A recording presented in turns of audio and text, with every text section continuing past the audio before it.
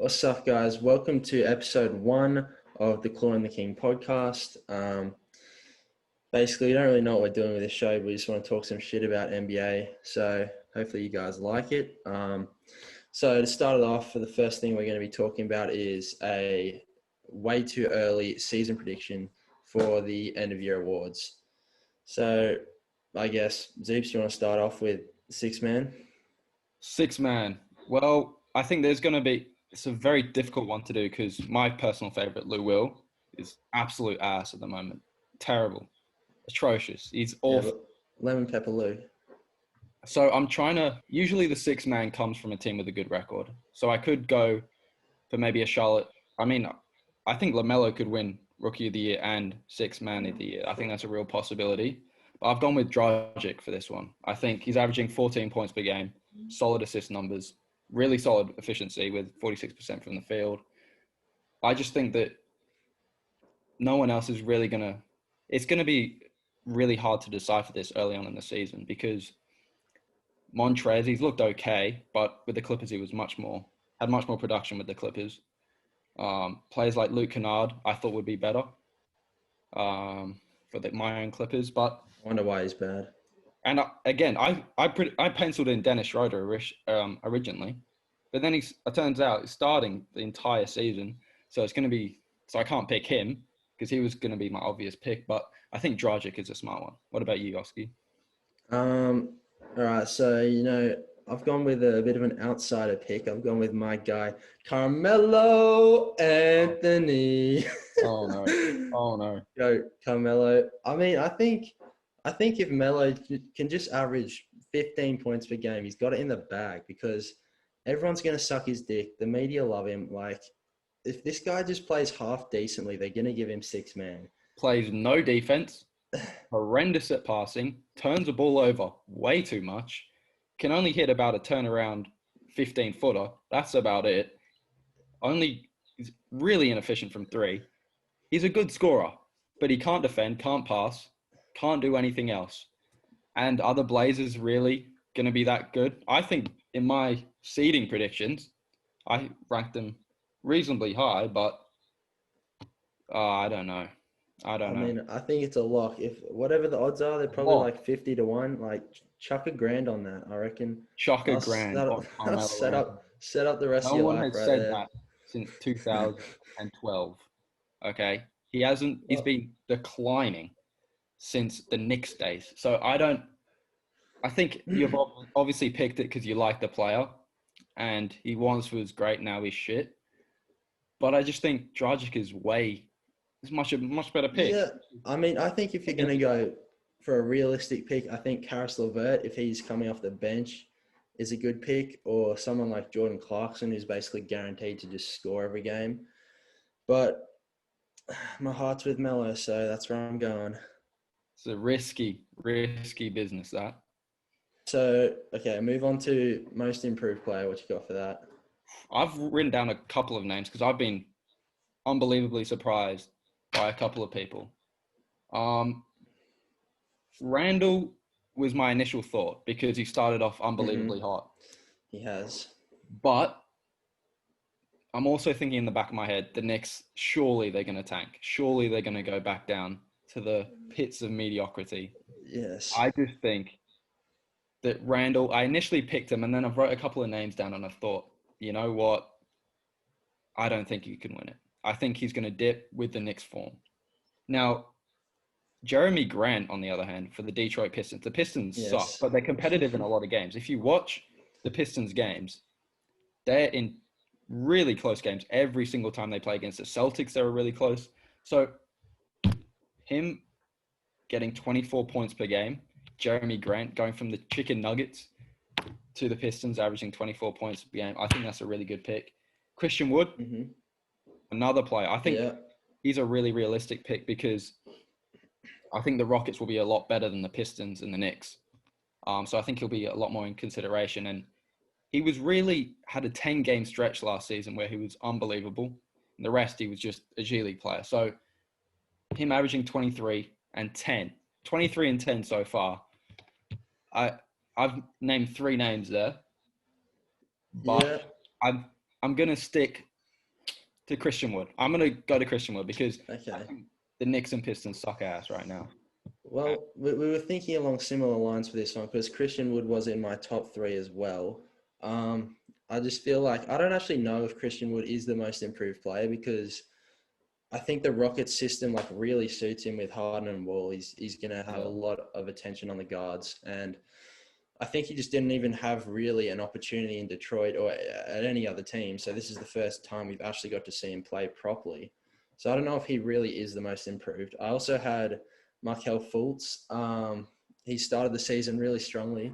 And I think if he can get or reach close to what he was predicted to before he came into the league this season, I think he's definitely taken a big step up and would be in contention for that award.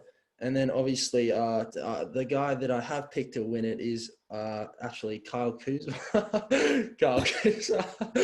Walking off right now. I am not standing for this show to become a mockery with Kyle Kuzma sleeps with a model every fucking week. No, the reason for Kyle Kardashian Kuzma winning the Most Improved Player award is that he was so dog shit last year that all he has to do is just go back to what he was 2 years ago and he's the most improved player.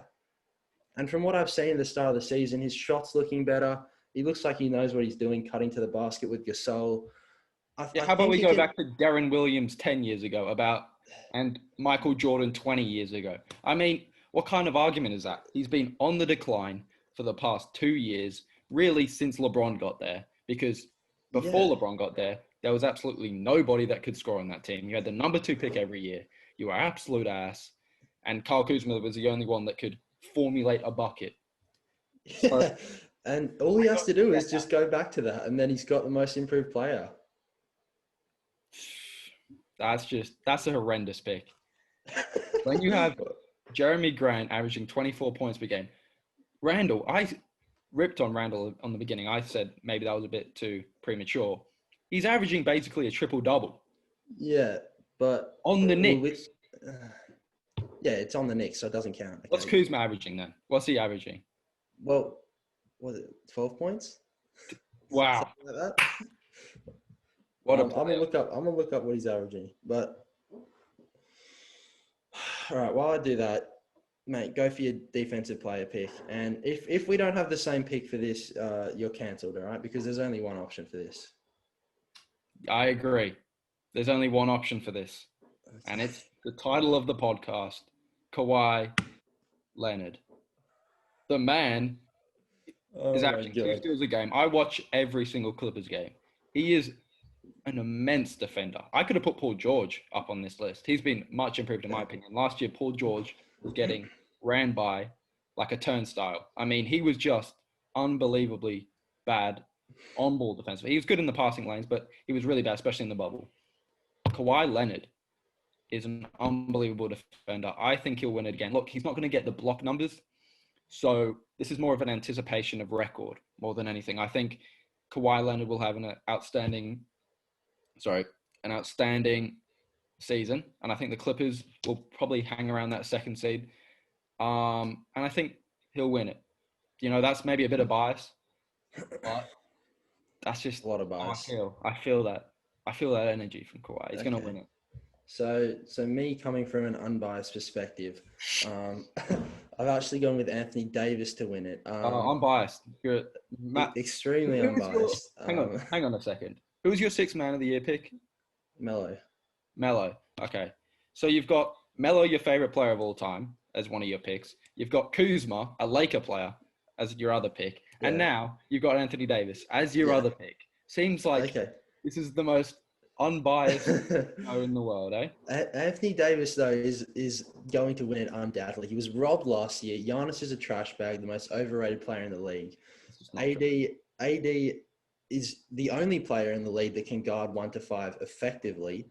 Did he lead the league in blocks last year? I don't know. He was close. If he didn't, he'll be close again this year.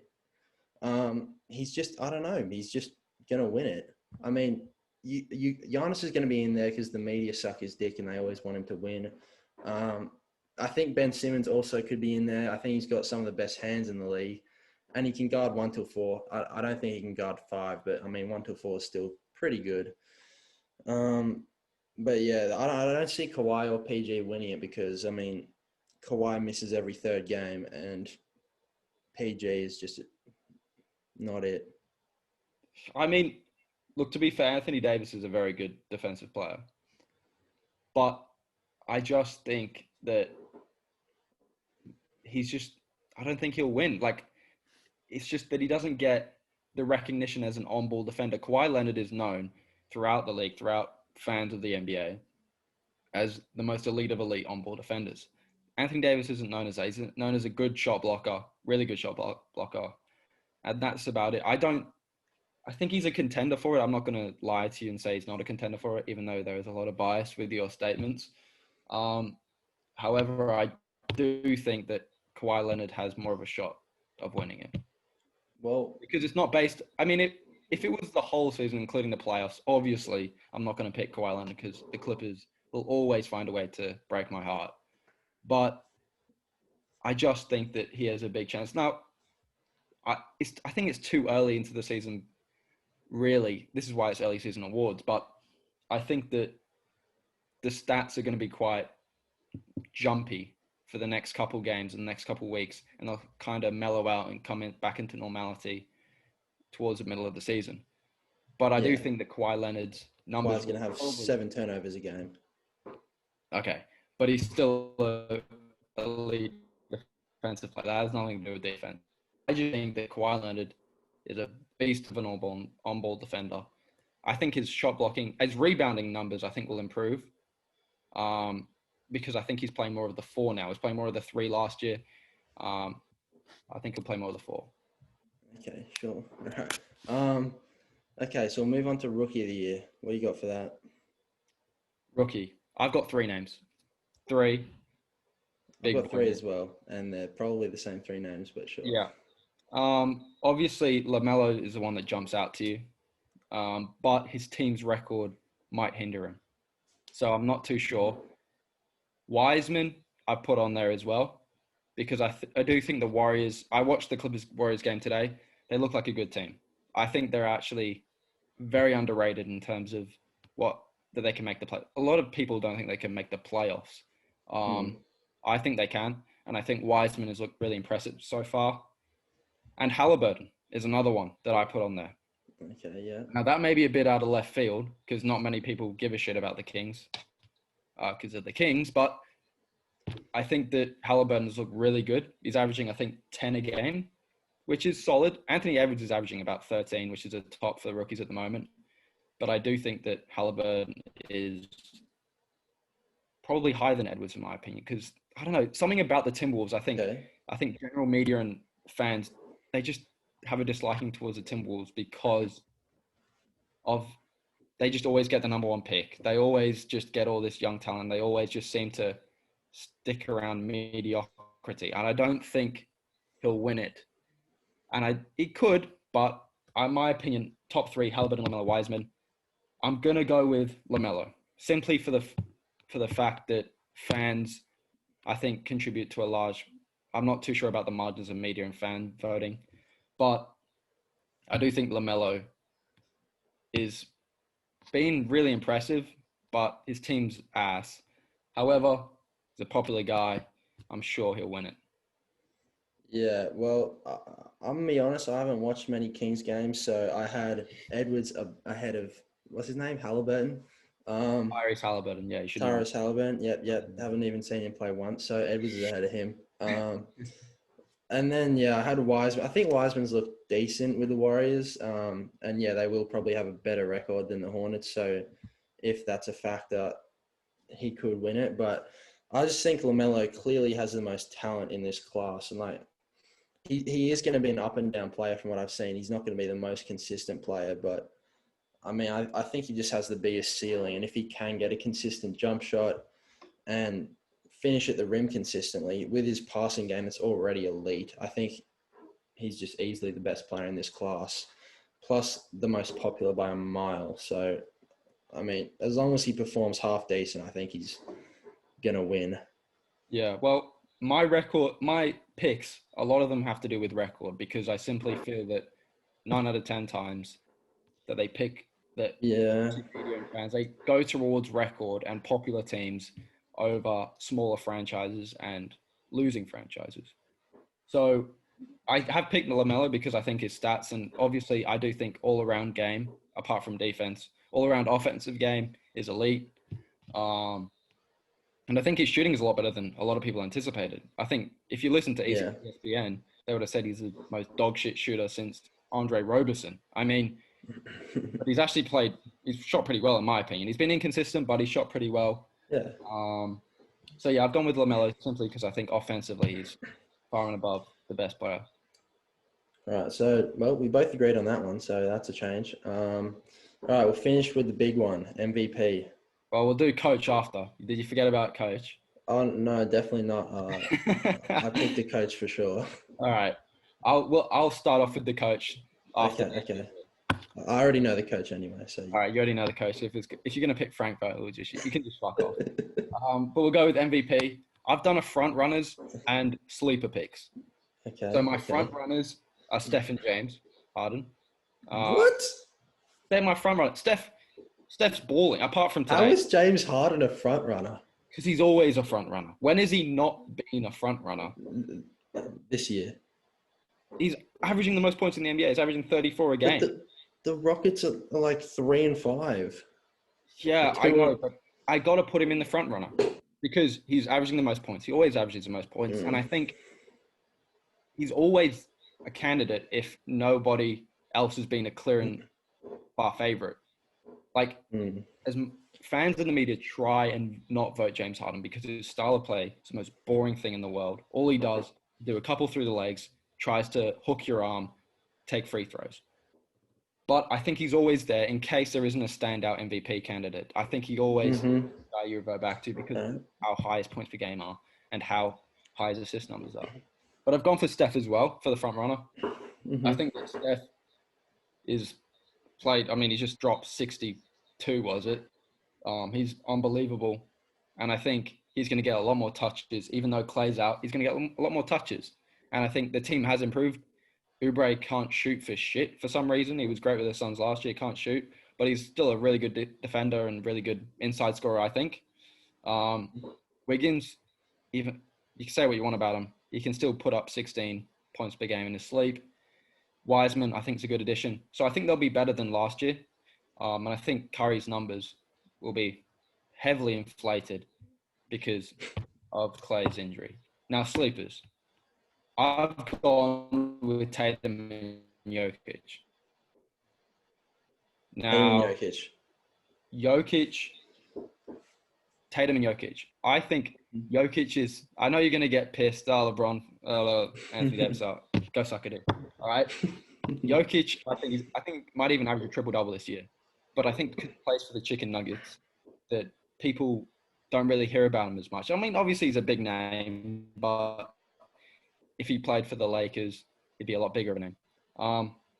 And Tatum, simply, I think that Tatum is going to take a step this year. He's already showed that he's made a step so far in the season, and I think he'll try his best to carry that Celtics team past the conference finals and past the East.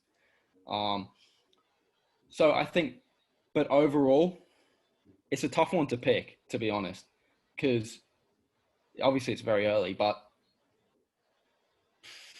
you know, I'm going to go Jokic. I'm going to go pick Jokic. Okay. He's going to average a triple-double, even though as much as I hate the Chicken Nuggets and Paul Millsap especially for that Game 5 performance against my Clippers, I think that he'll win. I mean, okay. Jokic is an all right pick. I don't know. So I had, as my favorite, I had Curry as well. But I think he will only win it if he can get the Warriors into the playoffs. I don't think he can win if they miss it. So that's highly reliant on seeding. Then after that, I had Luka. You didn't mention Luka, which is actually very surprising because everyone and their mum is saying Luka's going to win. So yeah, I think if Luka can, he's probably going to average around 30, 10, and 7 or something like that. And I think if he can get the Mavs into the top 4, I mean, push them up the seeding, show that they're improving as a team. I don't think they'll be able to do that unless KP can stay healthy. which he's proven that he can't do. So it'll be a challenge. Yeah. But I think if the Mavs make the 4, Luka will have a great shot. And then, as lastly, I said either or LeBron or AD, because the Lakers are going to win the number 1 seed for sure. And I think whoever has the better season out of them will be in contention. I don't know who that will have the better season, but whoever does out of those two will probably be in the mix. Well, yeah, I was considering Doncic. I was going to put him in there, but I thought, I don't know what made me not pick him, but I just think that his numbers are really inefficient. Even though it's going to seem like I'm hating on Luka. I'm not. I think he's an unbelievable player, but I just think that his season was predicted to be unbelievable. I don't know if he's going to take that step. I need to see proof from Luka so far this season. I've kind of, and you could say that my season awards is very, especially for MVP, is very. You can attribute it to the start of the season. I've picked probably the 4 best players or 4 of the top 6 or 7 best players to start the season. So Doncic was up there for me, but I just felt like Jokic and Tatum. I mean, I probably, in hindsight, to be honest, I would have put him over Harden because I hate Harden with passion. I hate his play. Is just the most boring thing to watch. But I put Harden in there because he's always in there. Every year he's in there. And if there isn't a clear standout, he's always in contention. But I'm still going to stick with Jokic. I still think he's going to win because it will be an out there pick. Luka's had an ascension last year. He was unbelievable last year. I think Jokic, after that playoff series against the Clippers and making the Western Conference Finals, I think he's going to have way more public recognition. So I think that'll help him with the public vote. But I think if he averages a triple-double, if he continues and the Nuggets climb up and play well, I think he could win. So finish with Coach? Coach, I've gone with 2. Okay. One of them, I hate with a passion, okay? This guy has been I wouldn't say personally, that's a bit hard. Yes. He's been 50% responsible for my depression over the past probably 7 years of being a Clippers fan. Probably since I've been a Clippers fan, he's been the coach. The guy just knows how to blow leads. I hate him. He just doesn't know when to stop runs. He calls timeouts when they've gone on a 16-0 run. Thanks for the help, Doc. So I'm going to go with Doc as one of them. I've also gone with Monty Williams. Fair enough. Monty Williams. I just feel like him and the Suns have started off so well.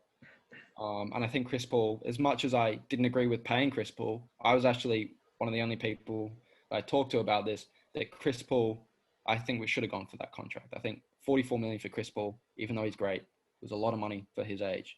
Now, I do think he helps the Suns, though. I think him, D-Book, Mikal Bridges has come along massively. He's another most improved player, contender. Mikal Bridges.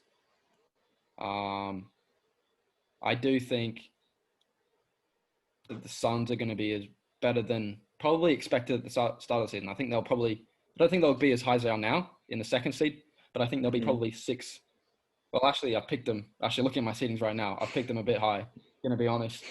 But I do think the Suns are going to be really good this year, and I think Monty Williams is going to probably be in that contention. I think he's going to win it. I think Doc, I just put it in there as a sort of like a off the hill, sort of if the Suns collapse. But I predict that the Suns will ascend this season, and hopefully Monty wins it, not Doc. And if Doc won it, even though I put him on there, if Doc won it, I'd just cry because you have done nothing good for the Clippers. Actually, you did well with a bad team when we won 48 games with Shai and Montrez and Lou, but I just think that Monty is a better coach than Doc, and hopefully you can win it over Doc for my personal sanity.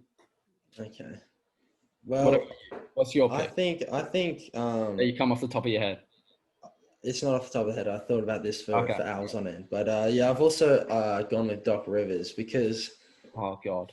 I mean, I actually think he's going to win because I think he's got Philly the right roster. I think with the additions of Curry and sharpshooting Green, they really have Yeah, he's a great right. sharpshooter. He's a great one. I mean, I think that they've got the right pieces to put around Simmons and Embiid. And Embiid's come out like playing really well, looking like an MVP. So I see Philly finishing really high up in the standings, and I think he'll get a lot of credit for that. I don't know, rightly or wrongly or whatever. We'll see how they go in the playoffs, but I think for the regular season, he will probably win Coach of the Year. Other than that, I mean, I have the Lakers finishing first by a landslide, so I think Vogel will get some attention. I mean, that's really all I see, to be honest. Yeah, I guess Monty you could give it to, but I feel like most people sort of expect Phoenix to make the playoffs at this point. And I don't see them making the top four. If they make the top four, then for sure. But I see them being a bottom four in the playoffs, which I think a lot of people expect with the roster he's got. Yeah, that's true. But that's why I put Doc up there. I'm predicting Philly second. So I think that Philly's regular season will be a lot better than last year's. I think that Doc, even though I hate him in the playoffs, I think regular season coaching is pretty good. And I think he'll keep top two in the East. Even though there are a lot of good, probably I'd probably say top 4 or 5 teams in the East are really good.